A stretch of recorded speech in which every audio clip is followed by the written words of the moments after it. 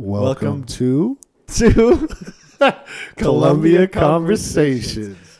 I'm your host. I'm your co-host, Arman Abu Saidi. I'm the other co-host, Stevie B. I also go by Speedo.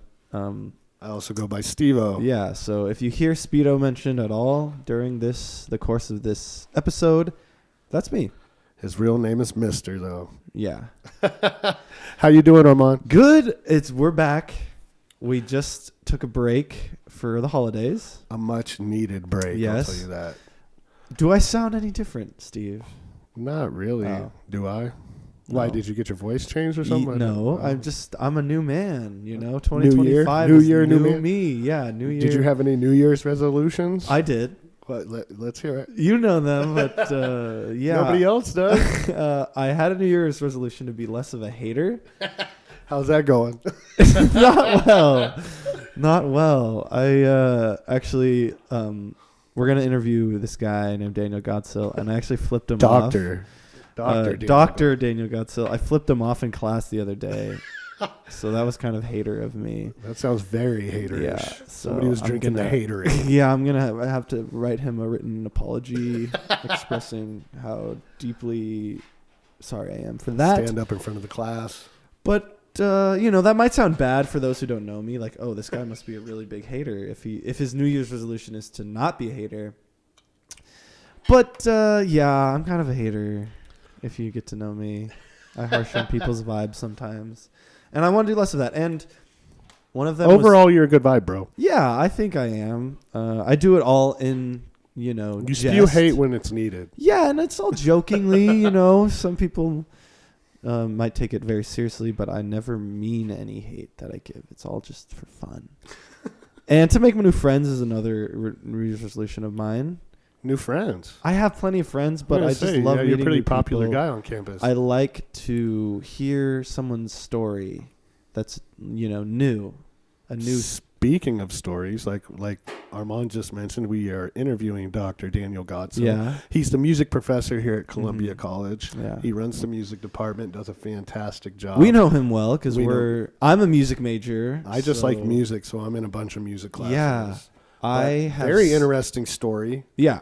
Of his life. Yeah, it's actually, it's pretty cool. Yeah, if anyone's going to be like making a biopic about him someday, this podcast is going to be a very good resource. It's going to be an intricate part of that making. I'm a music major and I have so many music classes this semester.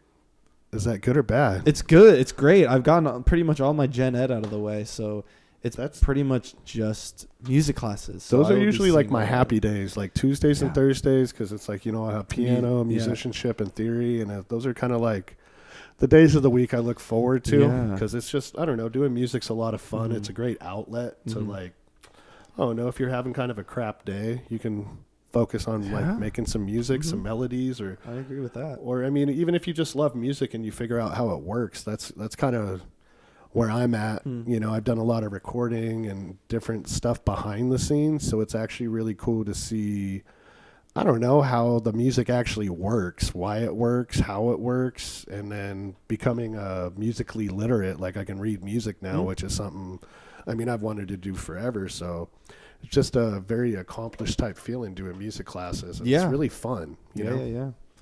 What about you? Do you have any New Year's resolutions? Do you do that?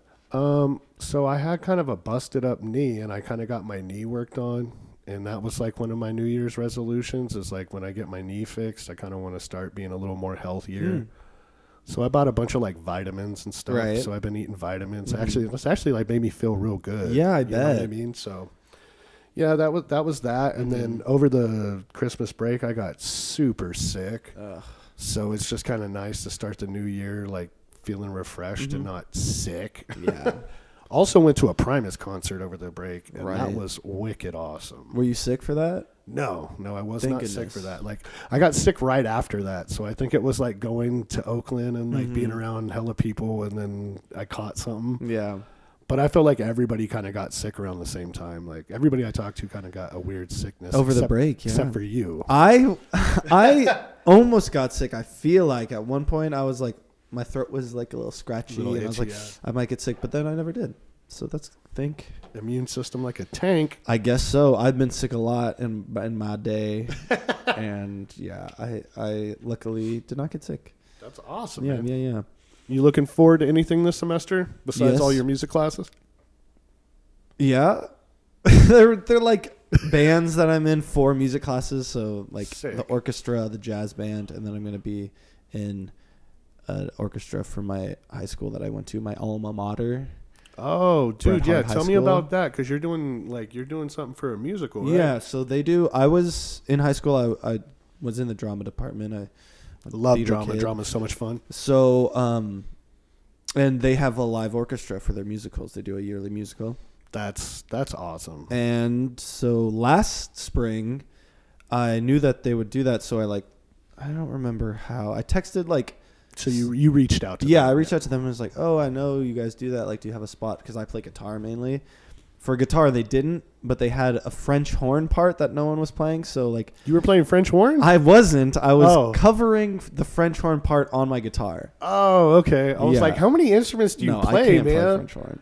This guy can just pick up an instrument and play it. Well, yeah, I just picked up the banjo today for the first time, and I was kind of killing it. Super killing it. Yeah, For the so- first time picking that thing up. But yeah, the reason I was playing this banjo is because now that I was like I'm on the list of people he reaches out to now. Oh, that's when the cool. new one comes up. So I got an email saying, "Hey everyone, like we're gonna do Chicago for the musical." Which I love that play. It's I've a great never play. seen it. It's a good play. So I'm gonna have to familiarize myself with it. But he was like, in the email, he was like, "There's a banjo part. Can anyone do that?" We need a banjo Yeah. player. And I was like, "Well, I play guitar. Can I do it on guitar?" And he's like, "We have a banjo. I'll give it to you. You should learn how to play it and do the banjo." And I was like, "Okay." So I'm going to learn banjo for this musical. Yeah, you already sounded great. Thanks. So I'm really excited about that. It's very similar to guitar so far, at least. And I just want to learn a new instrument. So I'm kind of excited for that. I think that's what I'm most looking forward to. The music classes, I'm really excited to really just zero in on music. Right. and- Yeah. Focus on it. Don't Yeah. have other classes clogging it up. I do have an English class, but it's late start. Oh, okay. So it doesn't start till March. So it's like condensed. Yeah, which it'll be very rigorous because you have to do A lot of stuff. in a very short amount of time. But for the next 2 months, I just music. Just music, so man. I'm really excited about that. What about you? You got anything? You're I'm looking actually forward to? excited because this semester we're going to be coming out with the podcast every week. Yeah. So tune in for that. Yeah. No, I'm excited because this is going to be my last semester. Yeah. So I'm excited, but there's also a lot of anxiousness, like what's going to be coming next and where am I going to transfer to and stuff like that. So I'm excited and nervous, Yeah. you know. So it's like bittersweet. I'm really happy to be on my last semester, but I'm gonna miss a lot of the people here. Yeah, me too. You know This what is I my mean? last semester, and I want to leave with an impact. You know, I want to leave with something to remember us by. Hopefully, The this podcast. Hopefully, people dig it, and I want to leave with a bang. You know, make sure. Because this school has given me a lot. Same here. and I want to give it. I've built a lot of good relationships Yeah. at this school. Mm-hmm. And like we've always talked about, like I really have a good sense of community here Mm-hmm. now. Like, you know, just being here a few semesters, like working on campus, getting to know like professors and other students, like I'm gonna miss it here, you know. Yeah, well, here's a little story I have from my days at Columbia. Professor here, Katrin. Yeah. Weston. She plays stand-up bass, right? Yeah. Or double bass or contrabass, whatever you want. She is so great. And one time I was taking her statistics class, which I don't know if I've mentioned it on this podcast. I ended up taking it 3 times because I failed it. Yeah, I think it's been mentioned. But she called me one time. Like, I had missed class for 2 weeks maybe, and I wasn't turning in assignments because it was online, and I kind of just gave up at that point. Yeah. But she called me. She called my phone and was like, "Hi, Armand. I want to check in. What's going on? Talk to me about." People care. Yeah, this school is they care. I feel that. That's what's kind of cool about this community college is like it really is a community. I know we mentioned that in the interview coming up with Daniel, but it really is, and we kind of always talk about every Yeah, it's podcast. kind of like a running theme. Yeah, it is a running theme, but no, I like I said, I'm gonna miss it, and I really dig it though. Yeah. And I'm sure we're always welcome back. Like, if I'm ever in the area, I could just stroll into a music class. Same here, And right? Daniel's Yeah. like, "What's up? Like, take a seat. Come on." Like, Yeah, you'll probably always be able to go into the AAC. Yeah. So It's just like I know everybody in the EOPS office, so yeah. So exciting, but yeah, definitely nervous for what's to come in the future. But Do you know where you're going yet? you don't ask me that, bro. Don't ask me that. Yeah. Oh, I okay, have my some bad. Never mind. ideas. No, I'm just kidding. Yeah, the big two are Humboldt and Chico. I have to decide between those two. Will sound fun. And everyone tells me like, oh, like you would be so good at Chico, but then people tell me, oh, Chico's like a party school, so It's like you'll like get lost. Like, one I've heard that people can get caught up in the party scene and like lose of course focus. Yeah. And people tell me Humboldt would be great. I think you'd match at Humboldt, man. I feel like that's the campus for Speedo. Yeah. So I'm still deciding. You know, listeners, when I decide, you'll be the first to know. All right. Ooh. Yeah, I'll tell you guys, and then hopefully in the comments y'all say congratulations, or maybe you'll say you should have picked the other school. We'll see. Yeah, and you guys go ahead, drop some comments Yeah. on the YouTube comment page if you guys have somebody you want us to interview, or if you want to get interviewed, or if you guys got a topic or subject Yeah. you want us to cover. Mm-hmm. Go ahead, throw that in the comments. You know what? Here's a test for those to see who's really listened Who's to this. listening? If you're listening right now, type in the comments your favorite type of Music. your favorite genre, your favorite band, your favorite song, whatever. Type in the comments, and if you do, we'll pick out a lucky winner and we'll give them something. Right? Yeah. Hey, yeah, no, I'm with it. A little sweepstakes kind of a thing. Sweepstakes. Yeah. We'll give you a really cool rock. A cool rock or maybe a sticker. Yeah. We might have some Yeah, a stickers. sticker. You know what? That's it. We'll pick out the best comment and we'll give you a sticker. You'll get a cool sticker. Yeah. So, Speedo, you got any performances besides the musical coming up? Yeah, I do. Thanks for asking. So, Hey. very soon, February 21st, I think, I'm going to be at the game room Yeah. playing some music. So, Yeah. for you folks, come on out. It's a good time. Last time it was a great one, man. Yeah, I played right before Christmas. Yeah, right at the beginning of break, and it was a good show. It was a lot of fun. I had a lot of fun. I think everyone who went really enjoyed it, and I think you will too if you come. Yeah. Other than that, I'm in the orchestra this semester, so Jazz band too? Or jazz no? band. Actually, it's going to be past this Friday. They're doing a show at the Armory. Oh, yeah. You guys it'll be too late to go to it when you Yeah. guys hear this. Yeah. Same with me. I'm playing at the game room this Saturday. Mm. But by the time you guys hear this, it'll be too late. Yeah. Other than that, I think that's about it. But always trying to play as much as I can around. 'Cause You it's got a just good so fun. repertoire. Thank you. Yeah, no. Yeah, it's always fun to watch Speedo play. He has a lot of songs. Really, really good, too. Yeah, I write songs, and I think they're good. I do, too. Thanks, I agree. man. We got some projects we're also going to be working on. Yeah. We'll announce that later today. Yeah. But there's some things in the making, so we stay have tuned some stuff for in that. the works. Yeah, stay tuned for that. Between us. But coming up, we are going to be interviewing Dr. Daniel Godsil, Yes. the leader of the music department, or the director of the music department, I should say. Head Head of the music department. I Yeah. don't know the correct terminology, but that's Yeah, fine. Yeah, but stay tuned.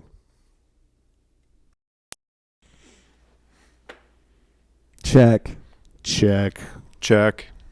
Welcome to. Are we recording? Yeah. Here we are. Yeah. Sorry. Welcome to Columbia Conversations. Conversations. Today we have a very special guest, Why don't you introduce yourself? Hello, I am Daniel Godsil.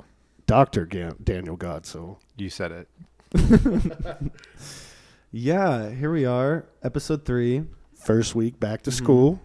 New semester. It was a good week. Busy. Very busy Yeah. week. How was your break, Daniel? It was all right. Except for when we were all sick, my family and I. I feel like everybody got sick over the break. Everybody Yeah. I talked to was sick. Some people still sick. I just ran into Lindsay Laney, AAC director. We got to get her on. We definitely this got to get podcast. Lady. You should get her on. Yeah, someday. But yeah, she was sick over the break, I heard. What kind of a podcast is this? You don't bring your guests drinks? Oh. Here. Here's a tea. And here's a water. I already drank. I haven't even drank from it. Cool. Thanks. really? Glad I said something. Yeah, Cool. it's lemon. Great. It's Yeah. good for the vocal cords. Good. Yeah, this is a cool podcast where we bring our guests drinks. And Drinks. So if you're hearing this and you wanted to be a guest, that's a big selling point, I think. You don't have to bring your own drinks. No. So Daniel, tell us a little bit about yourself. Yeah. Tell us where are you from? Where have you, like, kind of your educational journey? Because I know you've been around all over the place, and it's a very interesting story. Yeah, sure. So I grew up part of my life in Illinois, downstate Illinois, the non-Chicago part. I feel when anybody hears Illinois, they just think of Chicago. Yeah. And then also part of my life in Minnesota. My dad worked for the railroad, and he got kind of moved around a lot. He would also get like furloughed a lot, meaning he would just sort of lose his job all of a sudden. Oh my God. And then so he also had jobs that he could do for the railroad in Minnesota, and my mom is from Minnesota. So we would just kind of go up there, alternating between those two places. So Minnesota's pretty cold too, isn't it's it? very cold. Yeah. And then I started to play guitar right around, I think, when I was 11 or 12. Oh, wow. My uncle gave me an old Hondo Les Paul copy Nice. and a PV backstage amp. Oh, so it was an electric guitar when Yeah. you nice. Yeah. And, at that time I had just started getting into, Green Day. Oh, man. I remember Green Day. Green Day was awesome. Dookie was such a good album. Yeah, Green it Day was. is awesome. Yeah, It Green Day is. is awesome. It is Yeah, awesome. I still love that music.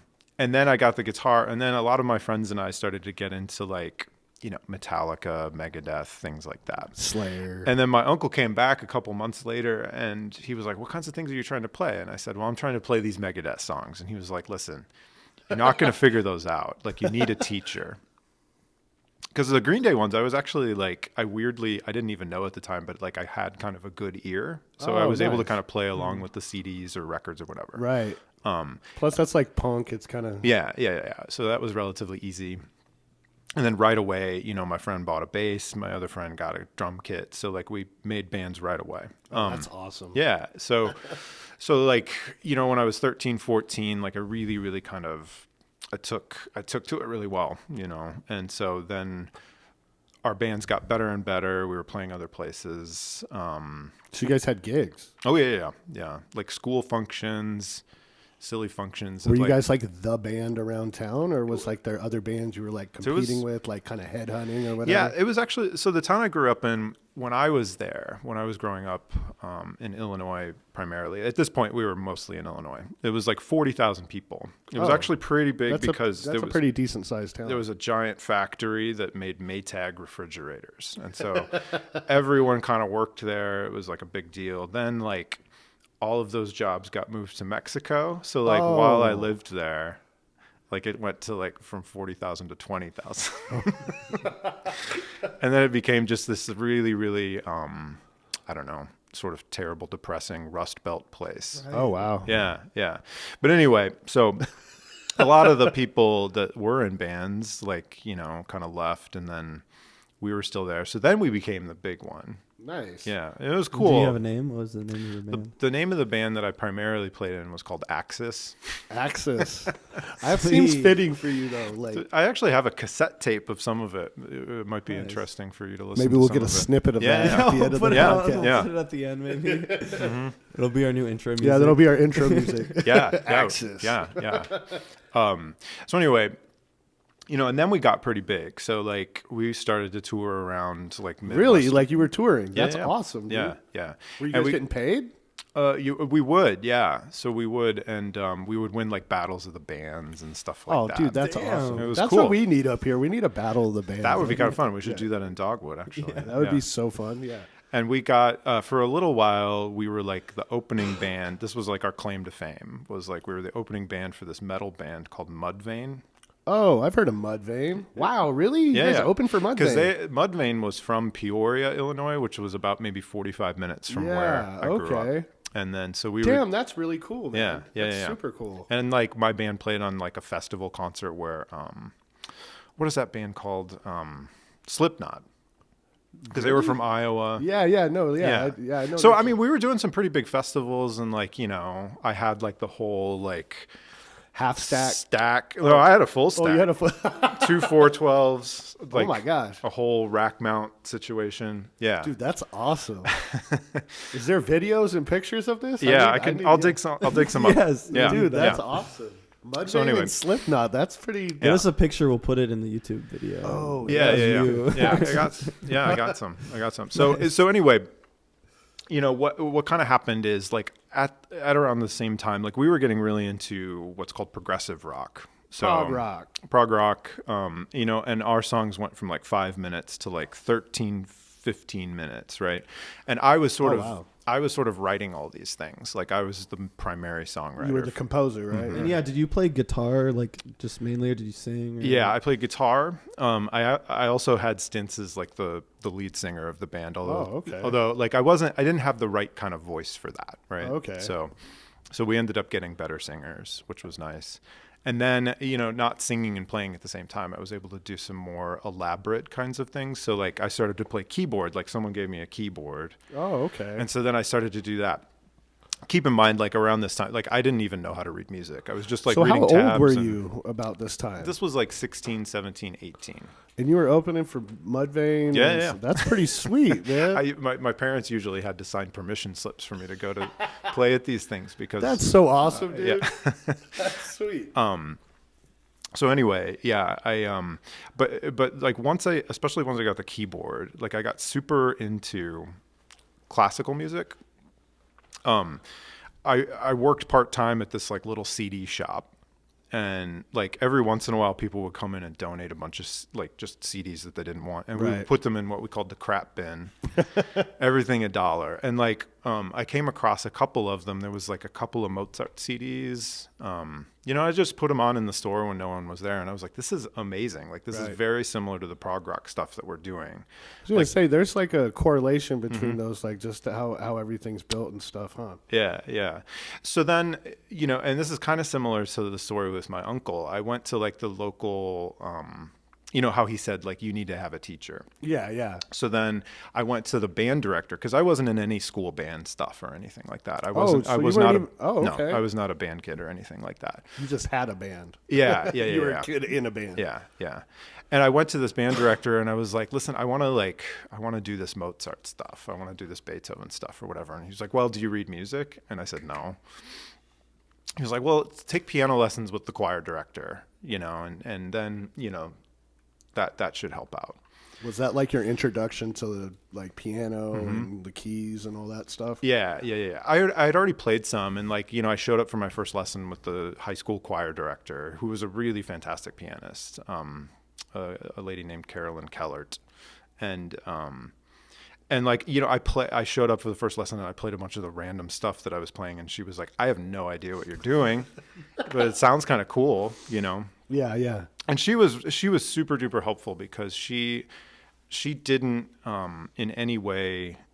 Some piano teachers have a tendency to be like, let's start like playing, Twinkle Twinkle Little Star, play all this like kind of lame stuff or whatever. She always like half the lesson was like me playing little compositions that I was coming up with, and her just kind of trying to make sense of it, and just us talking through it. It was like, I didn't realize it, but it was like a music theory education, right? Oh, okay. Yeah. And she would give me like harder and harder pieces to play, like pieces I had no business playing on piano. Yeah. But it made you a better piano player. Yeah. Cause I mean, like I had to really like jump in and be like, how on earth do I even like read these notes, That's tight. Yeah. Yeah. So then I mean, like I spent tons of time doing this. Like it just took over my life at that point, piano, right? I mean, I still played guitar, but, I decided, my sister was in college. I have an older sister, and she was at a place called Northwestern in Chicago. And she called my mom and she was like, is Dan going to like go to college? Because, you know, like probably what I was thinking was going to happen is I was just going to like, you know, get in, like this band was going really well. Like we would get like, you're going to make it big. Yeah. Like recording contract, something like that. Yeah. You know? Yeah. But then anyway, I don't know, like one of the dudes in the band got his like girlfriend pregnant. Oh man. It kind of, I can say that kind of thing on this podcast. Yeah. Go Okay. for it. Cool. Yeah. We've gone rogue. Okay. You know, so anyway, like the long story short, the band broke up. Right. And then I was like, and then my mom was like, hey, your sister says you need to go to college. And I was like, all right. So I applied to one school. I got like, this is the 90s, right? So I got like a mailer in the mailbox, and it was from this place called Webster University in St. Louis. And it just looked really cool. I mean, like they had like a jazz department, a classical department. So was it like a conservatory or was it like a college? Yeah, at the time, it was. So it's not really anymore. Because when I went to recording school, it was a recording school conservatory. Like that's all they taught was. Yeah. And that appealed to me because I wouldn't have to take anything besides music classes. Exactly right. Yeah. And I think the reason I got the mailer is because I took a thing called the ACT, which is it's kind of like the SAT. It's like the SAT. Okay. You know, and I did terrible on it, right? But like, whenever you take, whenever you take those tests, but he's a doctor now, right? Yeah, whenever you take those tests, you have to indicate like what disciplines you may be interested in going to, and then like schools will send out these mailers. So again, you know, Webster University like probably bought into that list, sent things out. So that was, you know, that was a cool 4 years. So what kind of degree did you get from that school? Was it like a degree or was it like a certificate of a completion or? Yeah. So that was a BM, which is a bachelor in music. Oh, okay. And so like, you know, I had to audition for this thing. And so like I had my keyboard and like. Wait, to get into Webster you had to audition? Yeah. Oh. Mm-hmm. You had to like send in an audition tape and then, you know, if you made the cut, they would ask you in for an in-person thing. And like my audition tape that I sent like in the mail was just like, I figured out how to do sequencing on my keyboard that someone had given me, right? And then like it was all these kind of really film score-y kinds of things because at that point too, I had gotten really into like the music of John Williams, James Horner, film score stuff, right? Nice. And that was kind of what I wanted to do. So like once I got into Webster as a composition major, you know, learned how to read music really well. I told my teachers like I want to go into film scoring. Like when I'm done here, I want to learn to write for orchestra. So there's different disciplines when you went, like, because you said for composition. What were some of the other? Yeah, I mean, you could get a degree in like jazz performance. That was a big one. Musical theater was a big one there. Speedo's doing a musical here coming up pretty soon. Oh, that's fun. Nice. My high school that I went to. Oh, you're playing in it? And I'm going to be in the orchestra playing banjo. Which I don't know very well. For the play Chicago, which is a really good. Oh, good. Yeah, that's a fun play. Yeah, I mean, speaking of which, I've told you this before, Speedo, I think, but like, you know, because the musical theater program at Webster was so big, they always needed people in the orchestra pits. So like, I always played guitar and piano in those. So I've played for like so many shows over the years. Yeah. So that's cool. So they had a bunch of different disciplines, and you chose to do composition, right? Mm-hmm. And then your game plan was film scores, correct? Yeah. And so the other cool thing about Webster is like not only did it have a really good music school, it had a really good film school. And so, you know, the people that I made friends with were film majors. So it went hand in hand. Yeah. Oh, that's really cool, man. And so like they were making stupid, terrible films. And I was writing like stupid, terrible music. Yeah, film majors are I've known a lot of them. I don't know, man. I've seen what was it, Zombie High School? That was a pretty cool little flick. Yeah. So I would just like kind of do all of their silly things, and then like, you know, after we graduated from Webster in like 2004, like a lot of them moved out to LA. That's the mecca of making movies. And then I was kind of their composer, you know, so I sort of went out there with them. You know, I moved home for a little bit after college just because I had no idea what to do. Right. Yeah. So you went from St. Louis to Los Angeles? Kind of, yeah. In about a couple of years. Yeah. Yeah, once my friends got set up. Oh, okay. Mm-hmm. So I do know you've mentioned it before. You went to Europe. You went abroad. Oh yeah. So What was that? Yeah. What? So that was one thing. One of the cool things about Webster is they had a study abroad program. Oh man. So, and it was cool. Like it was the same price for tuition, Really? and they would fly you to whatever campus you wanted to go to. And they had campuses sort of everywhere, like satellite campuses. And the one that a lot of the music majors went to was Vienna. So Oh wow. I was over in Austria for my junior That's- year and part of my senior year. What was that like? That was insane. Yeah. Yeah. Yeah. I'm just saying, like the culture shock from being here and Yeah. then Yeah. and immersing yourself in, because everybody over there's like really into, I mean, obviously you're in an art school doing music and stuff like that, so that's basically what everybody was. Yeah. Yeah. And like, I mean, for me, it was like, a stupid farm kid from Illinois, but like, I was super geeky into music at that point. Oh, And, I like, bet you'd have to if you're going to go study in Vienna. And we would to take do classes at the Vienna Conservatory. Oh. And so like, I got a taste of how things are taught in Europe, and, it's pretty intense. And like that's where like our Western music. I mean, that's like where it's done, like where it was made. Yeah, I mean, that's for where- centuries. So like you were studying where Beethoven and all those kind of guys were Yeah. at, right? Yeah. That's yeah. nuts. Yeah. Yeah. It was cool. It was crazy. It was Vienna's a real weird place. So but like it was fun. who did you stay with? Like, did you stay by yourself? Did you have a family you stayed with? Did you No, stay they at had a dorms. They just had Okay. dorms. And again, I mean, it was like the same, like, it was cool how they did it. Like, I mean, you just paid like the same housing fee or whatever. That's awesome. Yeah. Yeah. So like, what'd you do? Like, what happened out there? Did you have concerts? Like, Yeah. I Did studied. you make friends? Like, Kind of. I studied piano with this Austrian lady. I studied composition with a Viennese composer called Robert Spoor. And all of our lessons were in bars. really? Yeah. He would That's pretty sweet. he would call my phone and be like, Daniel, today we meet at this bar. And so I would just show up. I mean, this is It's my kind of school. I would always get so lost on the subway because I didn't really speak German very well.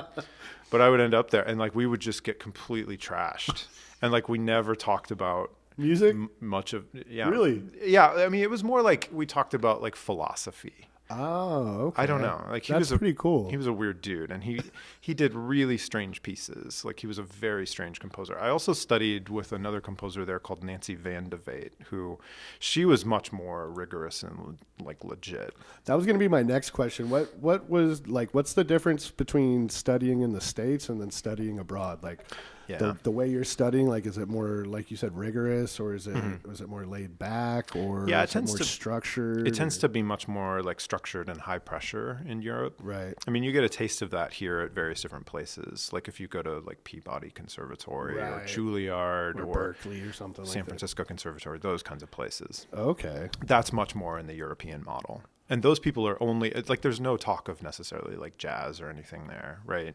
I mean, they're just studying the classical canon. Oh, okay. Yeah. And that's kind of what it was like in Europe. Huh. Yeah.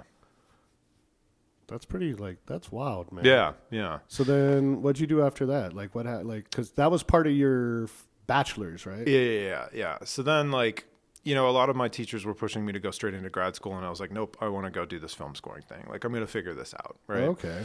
And so, like, I really did give it a go. And so, like, I was out there doing the things. And, like, I think I wrote some pretty cool film scores. Like, I got pretty good at it. I got some jobs out there as an orchestrator, meaning, like, other composers would write things, and then I would explode it out into orchestral versions. What year, like, what time frame was So this? this is around 2006 to, like, 2009. See, that was a rough time. It was a rough time. And then basically what happened is I was out there when the the financial crisis hit. That's what I was going to say. For you guys that don't remember or weren't around, there was a huge financial crisis, the recession, and Yeah, the Great Recession, they call it, right? Yeah, and I was also affected. Like jobs just dried up, especially for like arts and music, and Right. yeah, because the recording industry went down the tubes for a while. Right. So So what ended up happening is like everyone that I knew, all my friends that were there just kind of left. And like I hadn't really gotten my foot in the door enough to like It's so hard to get survive. your foot in the door down there, man. So I had the opportunity around that time. I could have either been there and just like stayed as a waiter or something, Right. You know, like Yeah. in some deli, whatever. And then like I also simultaneously got the opportunity to go work as a staff pianist at a local college. Oh, okay. Where I grew up, called Knox College. Oh, all right. And so I just kind of took that. I Did just did that push you towards grad school? yeah, I moved home. So basically, in other words, like I kind of stepped back into academic music making. You know, I had Right. no desire whatsoever to do that for the longest time. And then like, so I would play for choirs, voice lessons, instrument lessons. Like I was just a staff pianist, right? Whatever they needed me to do, I would do. And then this was a small school, and then like, you know, the chair of the department got to know me pretty well, and he was like, "You've got like a composition degree, right?" And I was like, "Yeah." And he was like, "We need a theory teacher like this semester." So then I would start to teach like just theory classes, right? Or musicianship classes, like sight singing, things like that. Right. And like technically speaking, I had no business doing it because I didn't have a master's or anything, you know, at that point. Okay. But it was a tiny school, small town, you know, whatever. Like they didn't care. Yeah. So kind of like Sonora. You know? yeah. So I found out though that like I actually really liked teaching, and I Sparked a fire. I was man. I was kind of good at it. Well, I think so, man. I think you're amazing here. Like, Yeah, you've made I the mean, program fun. Dude. well, that's good. Fun I and mean, learning. I don't fortunately, even know if we've said that Daniel is the Oh yeah, Daniel professor- is the music the music professor. professor here at Columbia. That's some good context. yeah, there. yeah. So, no, but I mean, fortunately, so this is like 2008, 2009. So like I've been teaching since then, right? Like when I first started teaching, I was awful. You know, I liked doing it, but like it's like, you know, like stand-up comedians often talk about like Bombing. and like professors do the same thing, you know, and I definitely did for a really long time. So I don't know. I can't do that math. That's like 15 years. What, 2009? Yeah, that's 15 years.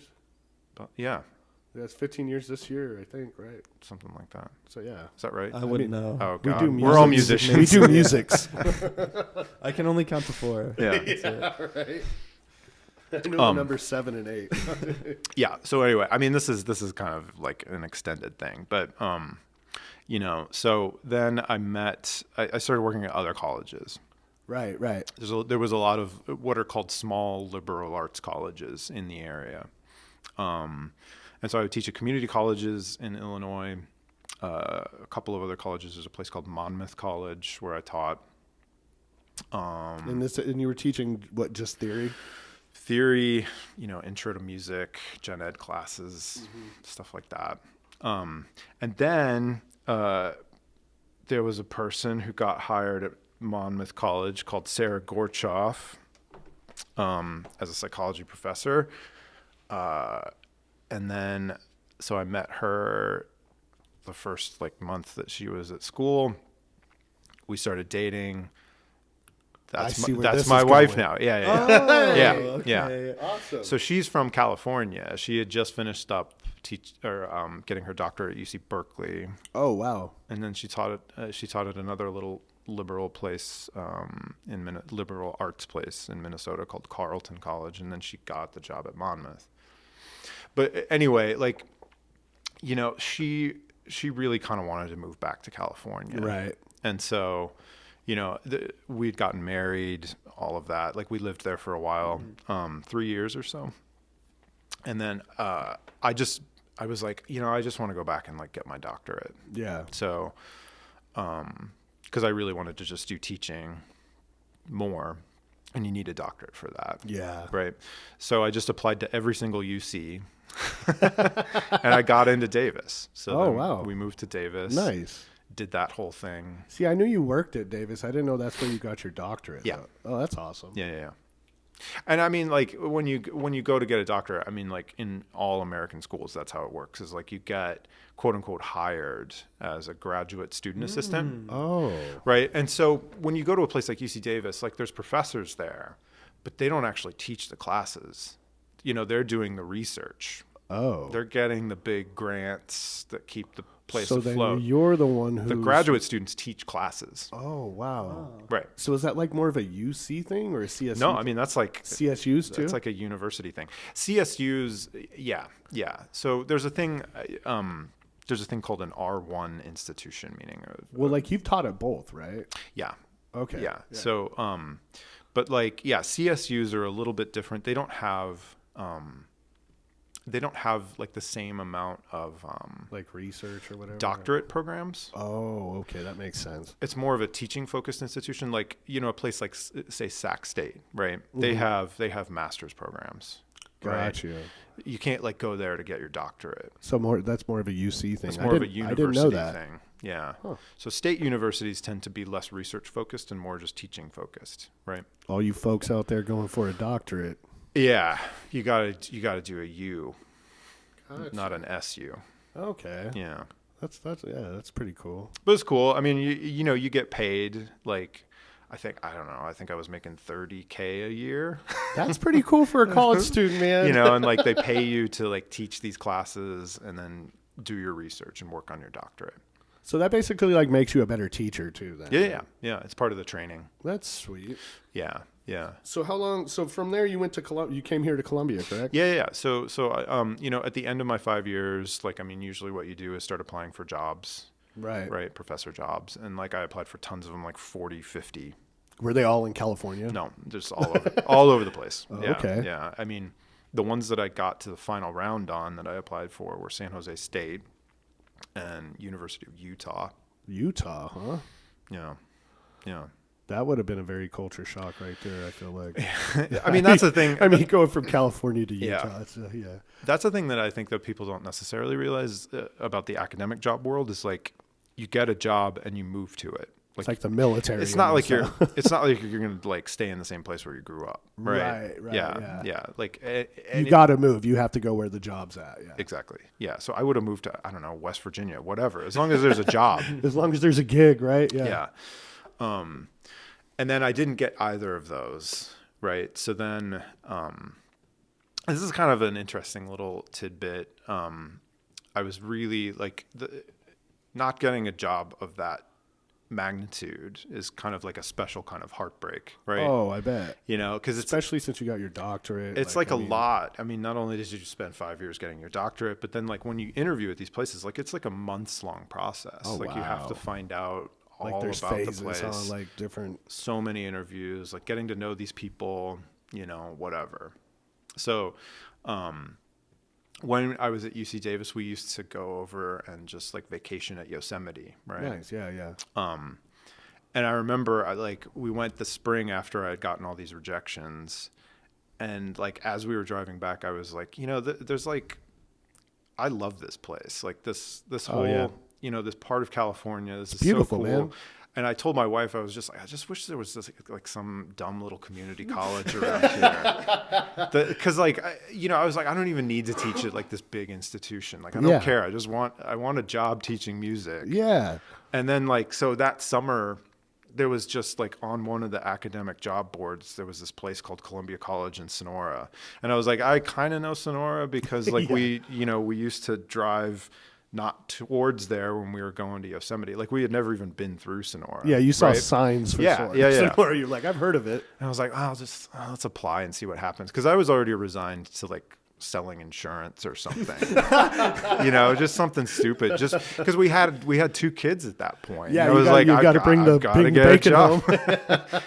And then like we were on vacation somewhere. I think like on the coasts. At like Inverness, like Point Reyes Peninsula. Oh yeah, Point Reyes. And this was in July of 2021. Yeah, that's in Marin County, right? Yeah. And I checked my voicemail, and it was like someone from Columbia College, and they were like, "Hey, we looked at your application. We want to interview you." Score. And I was like, "Cool." So I had to drive home to Sacramento, and like everything was like on Zoom, right? Oh, was this during COVID? Yeah. Oh, yeah. So I guess it was 2020. It wasn't 2020. It was 2021. Oh, okay. And everything was still on Zoom. Yeah. So I did an interview for this place on Zoom. And then like I even, like I hooked up like a camera on my keyboard at my place in Sacramento and like had to, play over Zoom for my audition. And then, fortunately they hired me. What was that audition? Like, were they giving you pieces to play, or did you pick your own pieces? No, or, like... I mean, basically, this is very typical of any academic job interview. Like you have to do two things. Three things for a music position. You have to, answer a bunch of questions. They give you like a list of like 10 questions, and then you have to, give your best answer for them. And it's usually like, I don't know. Is it like written or speaking or? Yeah, it's all spoken. Oh, okay. Yeah.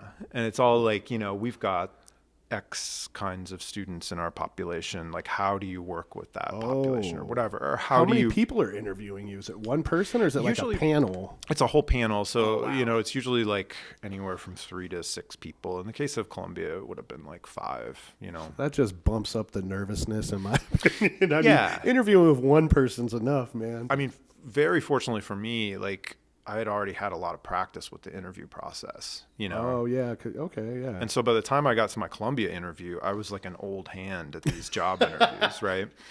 So, like, I had it dialed in. There was nothing new. Yeah. Huh?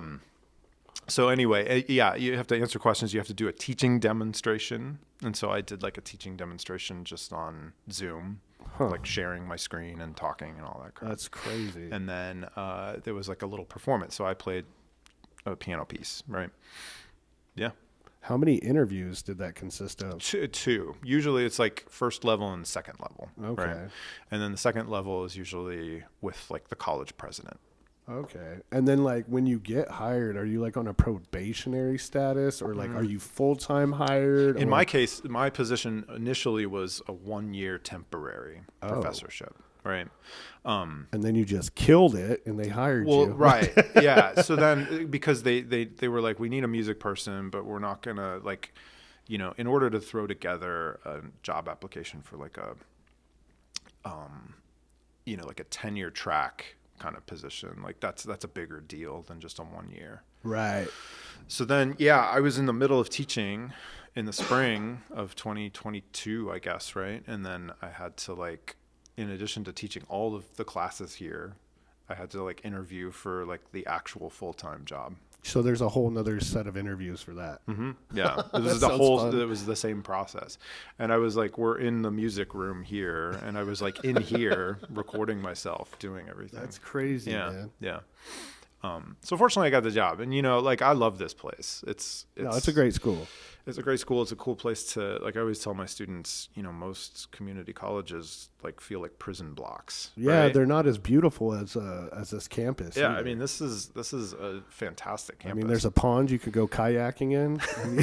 Oh my god. It's interesting because I grew up in Angels Camp. Yeah. And like, I don't know. It was weird because the vibe for Columbia was like, oh, that's where you go if like you can't go anywhere else. Oh, that's like, interesting. Because really? a lot of the people like, it's like, oh, you have to get out of this get out area. of the county. Yeah. So like Columbia, at least in my circle of like people, was like, oh, that's like the easy option, or that's like, if you're too scared to move out, like you go there. But going here is really like, it's a very unique community college. It is like, and definitely community. Like there's such a solid community here. Well, it's cool because it is now. Like when I started in 2021, like, I mean, this place was a ghost town. Oh yeah, right after COVID. Yeah. So yeah, because what's funny is I took classes in 2019, right before COVID, and I took a break from education when COVID happened. And yeah, there was definitely a night and day difference of the campus. Like I feel like it's just starting to get back to where there's a lot of people coming to class and stuff like that. Yeah. Yeah. So basically, you've been here since 2021 then. Mm-hmm. Yeah. That's awesome. I'm in my 4th year, and this is the year, like, if I complete this year successfully, which I think I will. I don't see why not. We'll be tenured, right? Oh. So that's cool. That's pretty awesome, man. Yeah. You got any big plans with the department, with the music department? Yeah. Because I know we're getting a new board and all kinds of stuff. I know we got a new stand for the orchestra. You guys should come check that out at the orchestra performance. Yeah. So basically, the $10,000 stand. My like 5-10 year plan kind of thing is like just update the music spaces, the equipment in the music spaces as much as possible. So Right. just applying for grants at all times, like just getting new stuff. You know, I keep wanting to get a new performance hall. Oh, yeah. You know, because we've got the beautiful Dogwood Theater. Dogwood Theater is like, it used to be like a lecture hall, and then they just like put a stage on it. Oh, really? Right. I think so. Yeah. They like the seats have little desks on them. Yeah, You no, know? yeah. Yeah. That makes sense. It then, wasn't yeah. intended as a performance space. Yeah, Huh. yeah. But they made it into one. But I think, I mean, that's years down the road. I mean, that's millions and millions of dollars. Get to writing those grants. You know, so I'm super proud of, like, for instance, like the orchestra when I started was like 8 people. you know? Man, we got a big orchestra now. And now too. it's like 45. Yeah. Right. Yeah, the Christmas performance was amazing. Yeah. Yeah. Is that on the YouTube at all? No, and so that's actually the next like thing that I want to do is like, you know, get good cameras, get good streaming equipment. I mean, like the new mixing board that I got, I think is like first step. I in can't that. wait for that. Yeah. The new mixing board is going to be awesome. Yeah.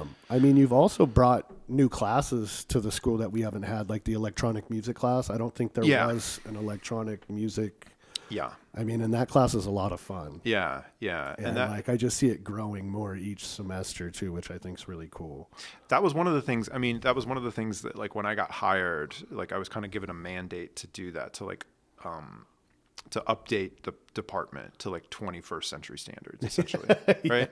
No more analog. And not that it wasn't. I mean, like my predecessors, some of whom still work here, like the great Dr. Rod Harris. Right, you know, yeah, Rod- I mean, Rod's they're awesome. fantastic people, you know, Right. and great teachers, but like, Digital's not their domain. it's just not their thing, right? So, And you're very digital savvy, like with a lot of gear, a lot of programs, a lot of stuff like that. So I think like you're the perfect teacher for the electronic music. You know. yeah, and I think that like, you know, my years working in film music, which is very equipment electronic based, you know. Yeah. So I just like built up a bunch of crap over the years. Right, and Just- then like the knowledge too that comes with it, like operating some of those programs. I mean, Right. Yeah. like Cakewalk was not a cakewalk. No, You know yeah, what I exactly. mean? That was a Right. very intricate program. Yeah. So anyway, yeah, that's kind of the big push to do those kinds of things. Well, I find it interesting when you're in that like 1 year spot where you're just going to be here for like a year. It's maybe you'll stay longer. It's like you're just using everyone else's you're in someone else's program. Right. But then when you're tenured, it's like, okay, now you're more responsible for Like it. You this can is make my it your program own. now. Like, Yeah. You can start introducing Yeah. things and taking a direction that you want. Well, I mean, just from the couple semesters I've been here, like the music department's grown, just like the equipment. Just like the structure of the semesters and stuff. Like, you know what I mean? So Yeah. And the I thing just that- see it getting better. like looking back at my days at Webster, right, getting my bachelor, I mean, like all of us were such like just geeky, fun. Like everyone was in the music department until like 2 a.m., right? Yeah. Just hanging out, playing music, right? And I like to have my spaces like that. Like I love when I walk in and people would just have guitars everywhere and, you know, just hanging out. Well, that's the whole vibe of the music department. If you guys haven't been to the music department, come check it out. It's a lot of fun. People are usually jamming, like Daniel said. That's usually what's going on in between classes, and like that's the vibe here. Like we all play music and hang out. Like, Yeah. it's always good discussion. Yeah. Good music stuff. Yeah, super fun. Yeah, that's interesting, Armand. I wanted to like come back to something real quick that you said. Like, I often wonder because I'm not from here, right? You know, like how people think of this place. I mean, personally, I had a good education, but I have a lot of regrets about how I went about things. Like, I really, like, you know, I just paid off my student loans like 3 years ago. Like, where I went Right. was not cheap, right?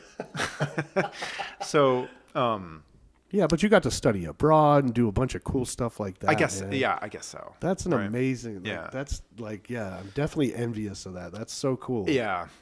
Especially Europe, man. Like, But I do want to make this place like I want people, like local people, to have like the kinds of opportunities that I didn't necessarily have when I was younger. Like, you know, to have a lot of cool, really good musicians around here that people can come work with. I think we're building that up here too, because I just see a lot more. Like, I mean, Yeah. the band Aspen now. I mean, they're Yeah. pretty awesome. Like, Yeah. Yeah. You know, like I see a lot more musicians coming through here. You know, Mm-hmm. I also know when I was growing up here, I just think a lot of people, and it might be the same in Calaveras County, but I know in Tuolumne County, I think a lot of people take the college for granted. You know what I mean?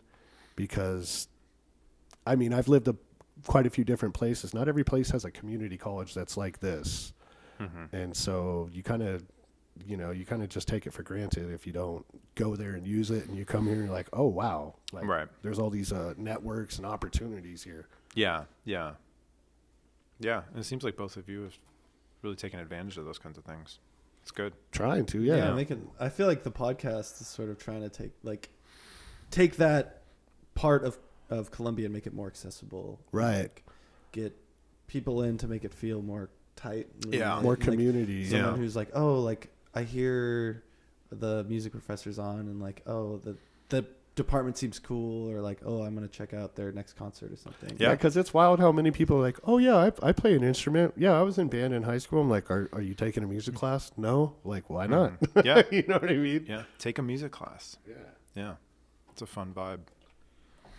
And that's what, I mean, like, honestly, when I say the word fun, like that's like over the years developing my teaching, that's been the one thing that I just keep at all times as like a main thread of how I like to run my classes is I like to keep them fun. Oh, definitely. You know, and I think that I usually succeed at that. But like, you know, that's kind of when people are having fun, I just find that they're like less bored. They're more open to like working on Learning things. and stuff. Yeah. Yeah. Yeah. And it was actually my wife, who's also a professor, who, you know, she told just me got that. hired here too. Yeah. Yeah. Right? So Yeah. she's teaching psychology here. Nice. Take a psych class. Yeah. You know, she told me that. She was like, you know, someone told me once, like one of my professors told me, like, teaching should be fun. And this dude who told it to her was like a biology teacher, which like usually you don't think of as fun, but like everyone loved taking this guy's classes. And I was like, I should do that, you know? Definitely. And I think that's what makes, I think you fit in very well here, because I feel like a lot of other professors have that same idea, and like it kind of surprised me that you weren't from around here, like, but I do think you fit in very well because you have definitely. that, like, oh, it should, like, especially as a music teacher, like you're not like rigorous, like, oh, like this is like very like serious and like you can't mess up. It's and, not like, work. I try to be rigorous. I try. Like, yeah. But I try not to be like boring and dry. Yeah. Because Well, I it don't- can be really boring. Oh and yeah, dry. no, I don't think I'd be like, oh man, I have music next. I'm like, oh great. Like usually Yeah. like Tuesdays and Thursdays are my fun days because I have a couple music classes. But I've often had conversations with students and they're like, God, my music class is so boring. And I'm like, why? Yeah, it you know, should not like be the boring. teacher is doing it wrong. Like it's music. It's Yeah, it's yeah. not like brain surgery. That was kind of a Freudian slip, but you know, yeah. Definitely. So, yeah. Well, I want to thank our guest, Yeah. Hey. Oh, cool, yeah. Dr. Daniel Godsil. Thank you for coming on. Music Thanks, guys. How professor long did here we at go? Columbia. What time are we at, Been man? almost 45 minutes. Okay, that's pretty it was a good. pretty, Yeah, that's pretty pretty good. good. Nice. Yeah. Nice. Thanks, was- Daniel, for coming. Yeah, appreciate Sure. it. Yeah. Yeah. I'll send you pictures from when I was in high Yeah. school. Yeah, Yeah, like, we do need the access. thumbnail. I've got them somewhere. Yeah. Sweet. Yeah. Cool. All right. Thanks, guys. Thanks. Yeah.